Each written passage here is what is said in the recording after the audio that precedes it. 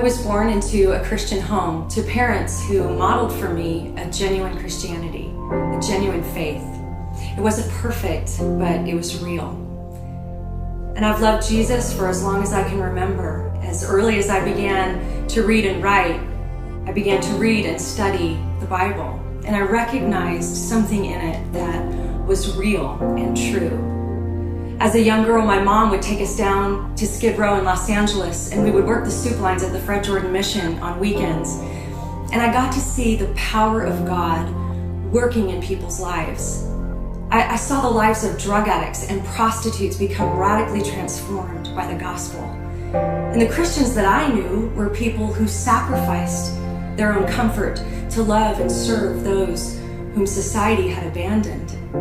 And I realize now that it was some of those experiences that helped to anchor my faith as a young girl. So my faith wasn't blind. I can't say that it was blind, but it was intellectually weak and untested. Music has always been in my blood. My dad was one of the founders of the contemporary Christian music genre, and when I was in my early 20s, I moved to Nashville, Tennessee and signed a record deal and helped form the group Zoe Girl. And for 7 years, we wrote music and recorded albums and toured all around the country with great bands. I got to play venues like Madison Square Garden and the Rock and Roll Hall of Fame. It was an amazing experience. And it was during that time that I married our drummer. And then shortly after the group disbanded, I found myself at home with a new baby, and I began to play and sing at different churches here and there. And I met a pastor who described himself as a hopeful agnostic. And he challenged my faith in a way that had never been challenged before. And the challenge was intellectual.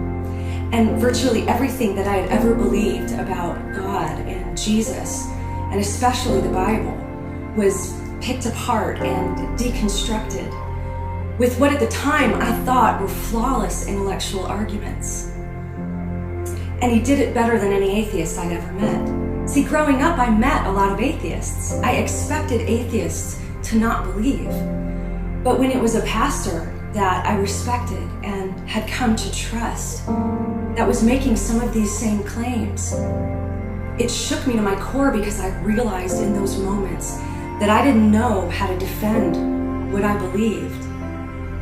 And it threw me into what I can only describe as a storming ocean of doubt. I was dog paddling for dear life with no life jacket, with no hope of rescue, and the world got dark. I would lay in my bed at night with tears in my eyes, singing hymns into the darkness, begging the God that I hoped was there to help me, to send me a lifeboat. And then the God who was always there sent that lifeboat in the form of a ministry of a man named Ravi Zacharias. And it was through that door that a whole world was opened to me, a world of scholarship, apologetics, theology, science, history. And I began to study. And for years I have studied.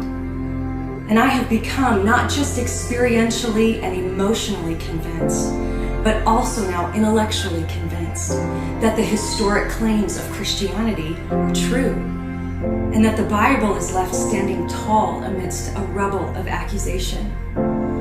And I've become intellectually persuaded that the Christian worldview is the only worldview that can account for the way the world even is.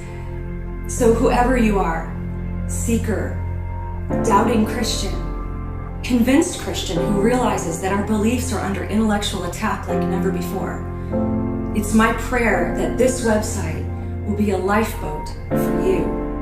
So I want to invite you to get in the boat. We'll tackle the tough questions together.